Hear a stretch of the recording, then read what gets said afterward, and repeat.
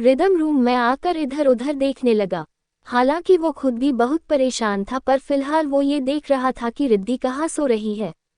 Riddhi room से बाहर terrace वाले एरिया में झूले पे बैठी थी। रिदम को बस उसकी पीठ दिख रही थी। रिदम गुस्से और नफरत से उसकी ओर देखा और फिर चुपचाप बेड पे जाकर लेट गया। रिद्धि रात भर झूले पे बैठी रही और अभी 24 घंटे पहले को हुआ उसको सोचकर दुखी हो रही थी और वही सो गई थी। सुबह उसकी नींद खुली तो उसने खुद को झूले पे सोता हुआ पाया। उसने अपने आसपास देखा, फिर खुद को देखा और देखकर व्यंग और दर्द से मुस्कुरा उठी। Smirk smirk, rushed face, confused face, relieved face. उसने खुद को देखा और देख उसने अभी तक दुल्हन वाले ही कपड़े पहने थे। उसने अभी तक चेंज नहीं किया था, क्योंकि उसके पास पहनने के लिए दूसरे कपड़े नहीं थे। क्योंकि उसकी शादी गलती से रिदम से हो गई, इसलिए वो यहाँ कपड़े कैसे बदले।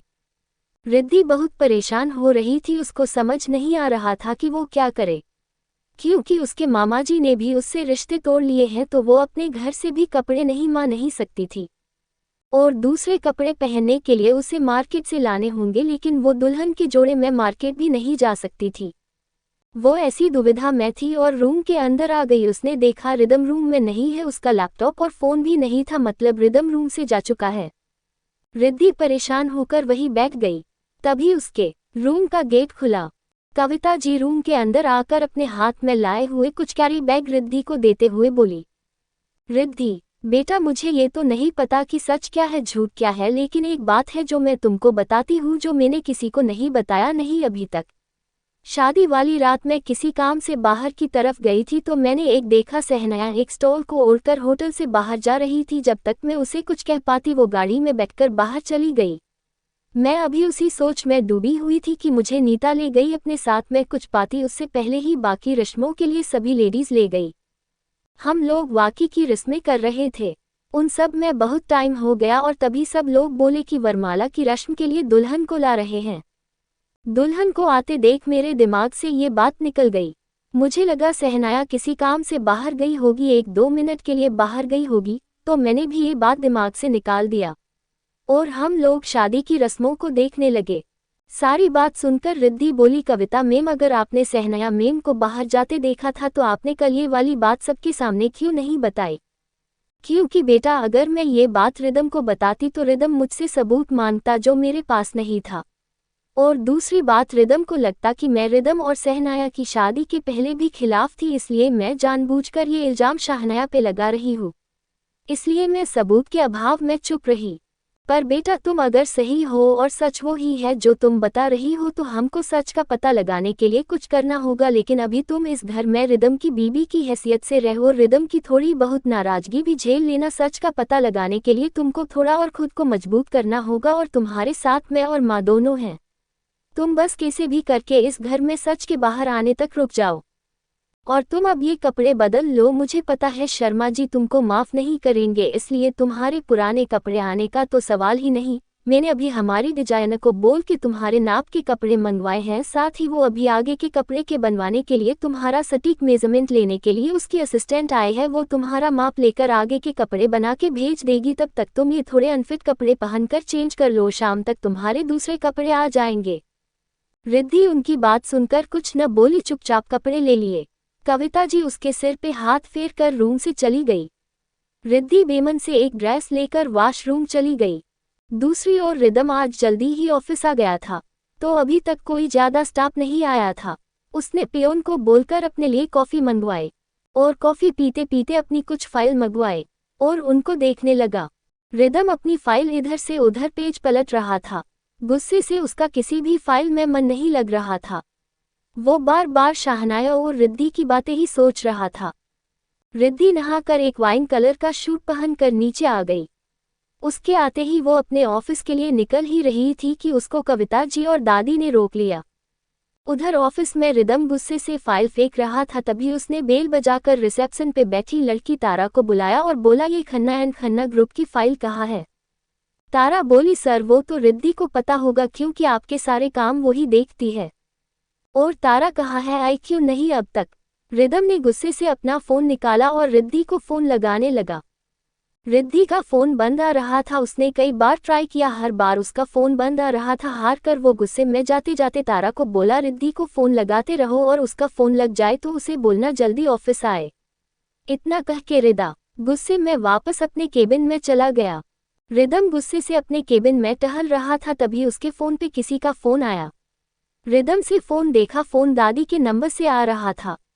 रिदम से फोन उठाया और बोला, हाँ दादी बोलो। दादी बोली, रिदम तुम सुबह जल्दी निकल गए इसलिए मैं कह नहीं पाई, तुम अभी वापस घर आओ, काम है तुमसे।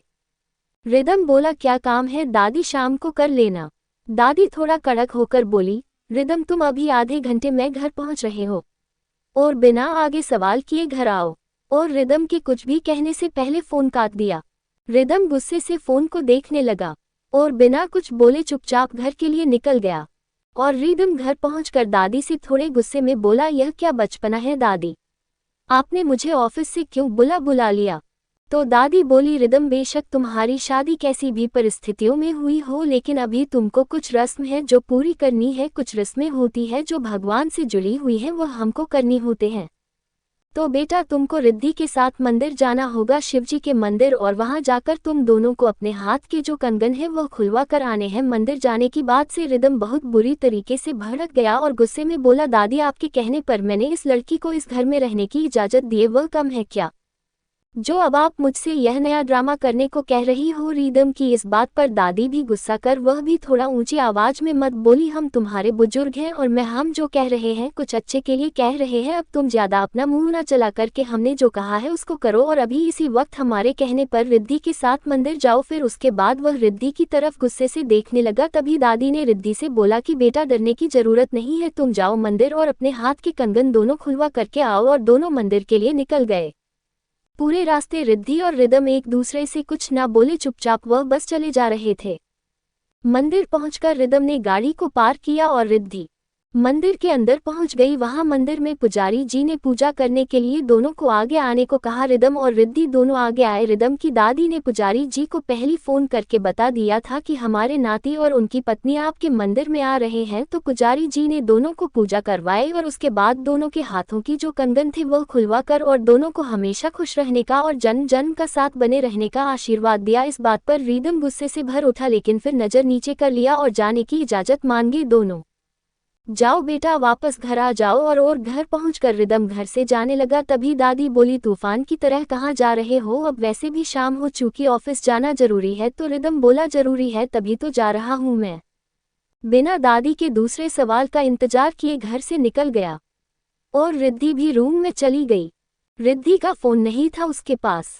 तब उसने किसी दूसरे फोन से अपने भाई को फोन किया। वो अपने पापा से चुपकर रिद्धि का फोन देने गेट तक आया था। रिद्धि का पहले का फोन खराब हो गया था, इसलिए उसका भाई नया फोन और उसके जरूरी कागज लेकर उसे देने आया था। दोनों भाई बहन कुछ देर शांत रहे, फिर एक दूजे को गले लगकर जाने लगे। रिद्धि अब वापस अपने रूम में आई और कुछ काम करने लगी। रिदम भी देर रात घर पर आया, तब तक रिद्धि सो गई थी। रिदम रोज लेट आता और जल्दी चला जाता, यही उसका रूटीन बन गया था। रिद्धि भी रिदम से बोलने की कोशिश नहीं करती थी। इसी तरह एक वीक बीत गया था। रिद्धि को इस घर में आए हुए एक वीक निकल गया था। एक दिन रिदम ऑफिस में काम कर रहा था, उसे उसकी फाइल नहीं मिल रही थी। वो चिल्लाकर तारा से बोला, ये रिद्धि कब तक आएगी, ऑफिस फोन करो इसे। तारा बोली, सर आती ही होगी। रिदम गुस्सा होकर अपने केबिन में बैठकर काम कर रहा था। तभी उसने वापस से वेल बजाकर तारा से पूछा, ये रिद्धि कब तक आएगी, मुझे अपनी आगे की मीटिंग की जानकारी चाहिए। रिदम गुस्से से चिल्लाकर बोल रहा था। रिदम की आवाज उसके केबिन से बाहर तक आ रही थी। सभी ऑफिस वालों को आज उसके गुस्से का अंदाजा हो गया था। तभी एक काम करता कुलीग बोला, आज तो रिद्धि गई काम से। रिद्धि अभी लिफ्ट से निकली ही थी कि उसे अपने कुलीग की आवाज सुनाई दी। अभी वो थोड़ा आगे ही बढ़ी थी कि उसे रिदम के जोर से गुस्सा करने की आवाज आई। रिद्धि खुद से मन ही मन बोली, रिद्धि आज तो एक खडूस तुझे कच्चा ही चबा जाएगा, वो भी बिना नमक डाले। Cold sweat smile. वो अपनी फिंगर क्रॉस करके केबिन के गेट को नॉक करके बोली, मे आई कम इन सर। रिदम ने रिद्धि को देखा और गुस्से से आंखें दिखाते हुए, ओ रिद्धि मैम प्लीज कम, आपका ही तो इंतजार हो रहा था, देखो न कब से आपका वेट कर रहा हूँ। तुम्हारे इंतजार में तो मैंने भी अपनी चेयर छोड़ दी और सारा ऑफिस तो तुम्हारे वेलकम में खड़ा ही है। स्मर्क रिदम ने गुस्से से दांत दिखाते हुए कहा। Pouting look of Triumph rhythm के गुस्से से रिद्धि बुरी तरह डर गई। Relieved face, pensive face, cold sweat, वो उदास होते हुए रिदम से बोली, सारी सर, मुझे आने में लेट हो गया। वो बस लेट मिली थी इसलिए आने में देरी हो गई। रिद्धि ने बिना रिदम की आंखों में देखे ही कहा। रिदम ने थोड़ा आगे आकर जोर से कहा, बस नहीं मिली या बस ने लेट करवा दिया। This is not my problem. तुम लेट क्यों आए, प्रॉब्लम ये है। फिर उसके बिल्कुल पास जाकर जोर से चिल्लाकर बोला, ये तुम्हारा घर नहीं है, नहीं कोई मंदिर जो मन में आए तब मुंह उठा कर चले जाओ। ये मेरा ऑफिस है और रिदम खुराना को लेट, लतीफ और लापरवाह लोग बिल्कुल पसंद नहीं है। टाइम से नहीं आ सकती तो जॉब छोड़ दो। मुझे इन बहानेबाजी की जरूरत नहीं है, मुझे एक रिस्पॉन्सिबल पीए की जरूरत है। तुम्हां से तुम्हारा काम नहीं हो पा रहा, कोई नहीं, तुम अपनी अब तक की सैलरी लो और दफा हो जाओ यहाँ से। कल से तुम्हारी यहाँ कोई जरूरत नहीं है। तारा, कल के कल मुझे मेरी नई पीए चाहिए। गुस्से से बोलता हुआ रिदम अपनी ऑफिस से जाने लगा। रिद्धि रिदम की डांट से बहुत हट हुई, वो कुछ बोल ही नहीं पाई, पर रिदम ने उसे ऑफिस छोड़ने की जैसे ही कही तब जाकर उसको होश आया। वो भागती हुई रिदम के पीछे गई। रिदम जब तक लिफ्ट से होता हुआ ऊपरी फ्लोर पे बने अपने दूसरे केबिन में जा चुका था, रिद्धि भागकर उसके पास गई और अपनी गलती के लिए माफी मांगती हुई बोली, सर प्लीज, मैं कल से टाइम से आऊंगी, ये मेरी लास्ट गलती है। आगे से मैं आपको कोई शिकायत का मौका नहीं दूंगी, प्लीज सर, मुझे जॉब की बहुत ज्यादा जरूरत है। रिद्धि ने रिदम के आगे गिड़गिड़ाते हुए कहा। रिदम ने गुस्से से रिद्धि का हाथ पकड़ और उसे कलाई से मोड़ता हुआ बोला, तुम समझती क्या हो खुद को? जैसा तुम चाहोगी वैसा ही होगा। घर में भी तुम्हारी मर्जी और ऑफिस में भी तुम्हारी मर्जी। रिदम ये सब बोलते बोलते बहुत जोर उसके हाथ को मोड़ रहा था। रिद्धि को बहुत दर्द हो रहा था, पर रिदम को जैसे कोई फर्क ही नहीं पड़ रहा था। वो तो बस गुस्से में अपना गुस्सा निकाले जा रहा था। रिद्धि दर्द से तड़प कर बोली, सर प्लीज, दर्द हो रहा है मेरे हाथ में, please sir, leave my hand. और इतना कहते कहते रिद्धि के आंसू निकलने लगे। Rushed face, sleepy sleepy. Rhythm ने रिद्धि का हाथ छोड़ दिया और उसके हाथ वो कोहनी से पकड़कर दीवार के पास ले गया और रिद्धि को दीवार से टिका कर बोला, कितना आसान होता है न तुम्हारे लिए आंसू बहाकर खुद को सही साबित करना। तुम कितनी आसानी से कितना अच्छा ड्रामा कर लेती हो। किसी को भी अपनी अदाओं से अपना दीवाना बनाने का हुनर तो तुम्हारे अंदर फूट फूट के भरा पड़ा है। पर मैं रिदम खुराना हूँ, मेरे लिए तुमको 7 जन्म भी कम पड़ जाएंगे, पर अपनी सिजलिंग अदाओं से मुझे रिझाना मुश्किल है, समझी तुम? रिदम ने दांत पीसते हुए कहा। रिद्धि बहुत डर गई थी। तभी रिदम उसके चेहरे के बिल्कुल पास आकर उसकी कमर को जोर से दबाकर बोला, तुम्हारी आज की सजा पहली आज ये है कि तुमको आज ऑफिस के क्लोज होने के 2 घंटे बाद भी एक्स्ट्रा काम करना होगा। और दूसरी सजा है। इतना कह के रिदम ने उसकी कमर में अपनी बाहें लपेटी और उसे खुद के बेहद करीब लेकर उसके होंठों के पास अपने होंठ ले जाकर रिद्धि के सुर्खलाल होंठों को किस करने लगा। रिदम ने ये इतनी जल्दी में किया कि रिद्धि को समझ भी नहीं आया। रिदम बहुत गहराई से रिद्धि के लिप्स को चूमे जा रहा था। उसका किस इतना डीप था कि रिद्धि को सांस लेने में तकलीफ होने लगी। चुंबन का चिन्ह, चुंबन का चिन्ह।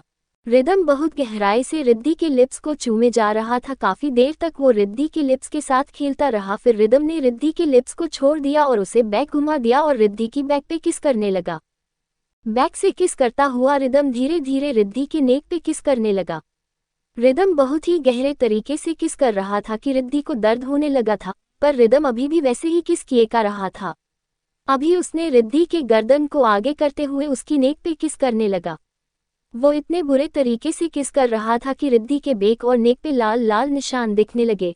रिद्धि को बहुत दर्द हो रहा था। वो रिदम की पकड़ से दूर होना चाह रही थी, पर रिदम ने उसे बहुत टाइट पकड़ा हुए था। रिदम किस करते करते जोर जोर से के पेट को दबाए जा रहा था।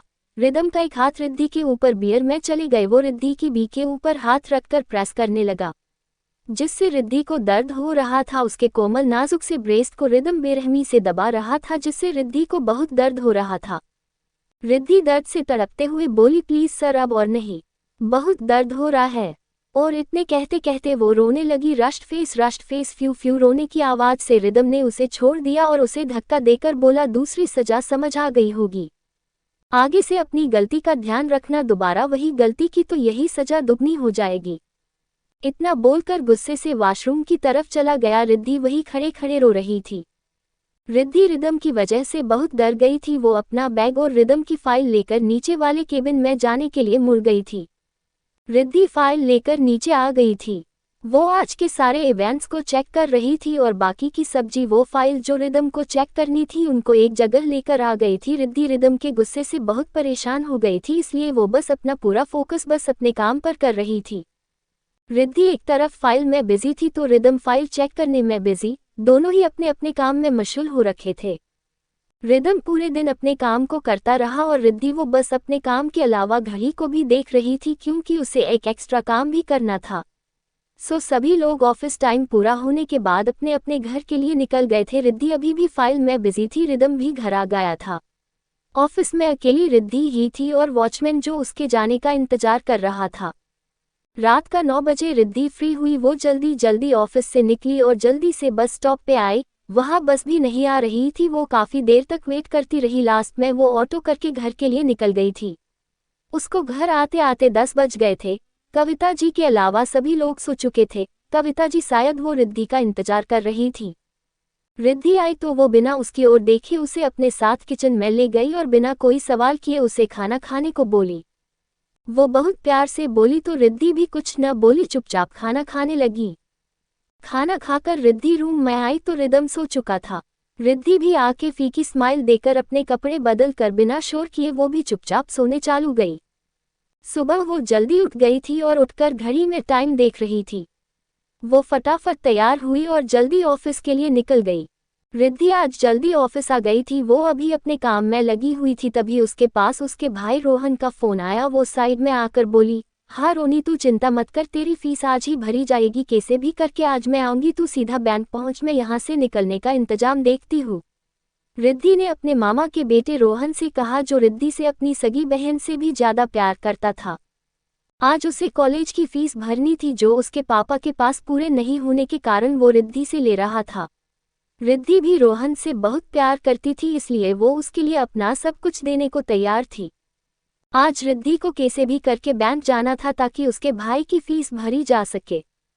रिद्धि अपने काम में लग गई थी और देख रही थी कि कैसे भी करके थोड़ी देर के लिए ऑफिस से निकल जाए। रिद्धि अपने आप में ही थी कि रिदम अपनी केबिन से बाहर आया और बोला, तारा मैं एक मीटिंग के लिए बाहर जा रहा हूँ तो आने में देर हो जाएगी। तारा ने ओके कहा। रिदम अब रिद्धि के पास आकर बोला, मिस पीए मेरी मीटिंग में अभी अंगारा पैलेस होटल में, तो जल्दी से सिंघानिया ग्रुप के एग्रीमेंट फाइल लेके मेरे पीछे पीछे आओ। रिद्धि इतना सुनते ही बोली, जी सर।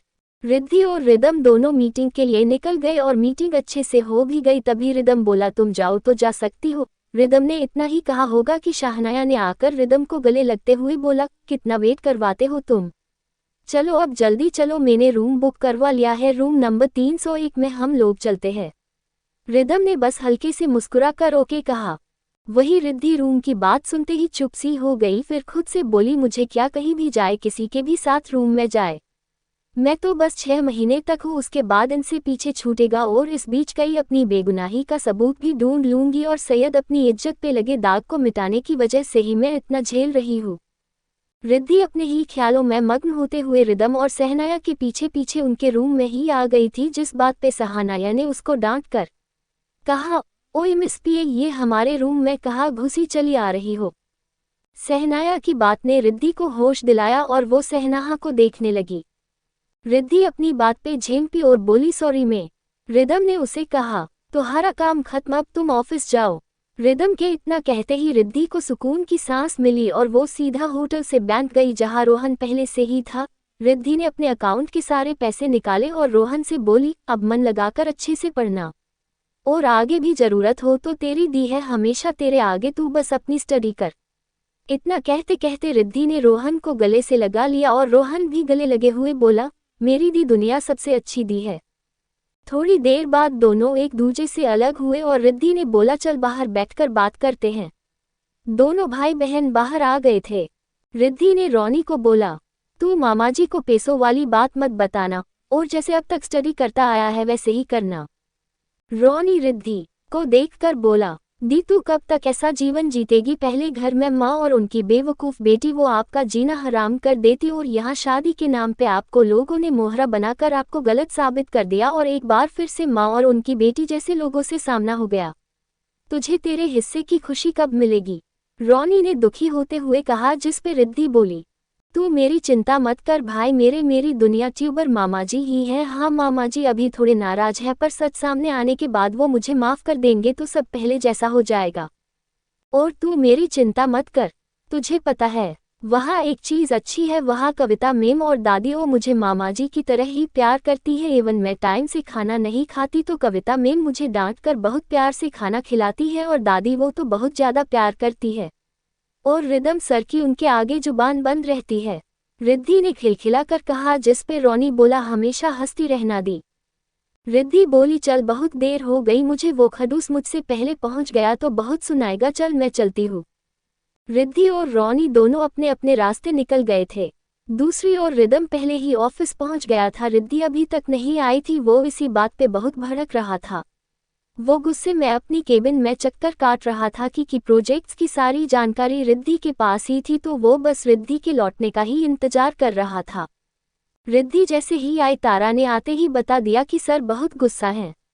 इतना सुनकर रिद्धि की तो सांसें ही अटक गई। वो घबराते हुए ऑफिस के अंदर इंटर हुई। वो रिदम के गुस्से को देख को कुछ कहने को ही हुई थी कि रिदम ने गुस्से में उसको कोहनी से पकड़ा और उसको एक साइड ले जाने लगा। रिद्धि उसके गुस्से को समझ गई थी, इसलिए घबराते हुए वो रिदम से साथ जोड़कर माफी मांगने लगी। रिदम ने उसकी एक न सुनी, वो उसको दीवार से लगाकर गुस्से से बोला, तुमको बाहर घूमने के पैसे नहीं मिलते हैं? बाहर घूमने का इतना ही शौक है तो नौकरी छोड़ दो, इसी और को काम करने का मौका दो और तुम आराम से अपनी रंगरेलियां मानती घूमना, जिसके साथ जाना हो जाना, जिसके साथ घूमना हो घूम लेना। रिदम गुस्से में उसे तकलीफ देते हुए बोल रहा था। उसने रिद्धि को इतना तेज पकड़ा हुआ था कि रिद्धि को दर्द होने लगा था, पर रिद्धि को रिदम के हाथों से ज्यादा उसके दर्द उसके शब्दों की वजह से हो रहा था।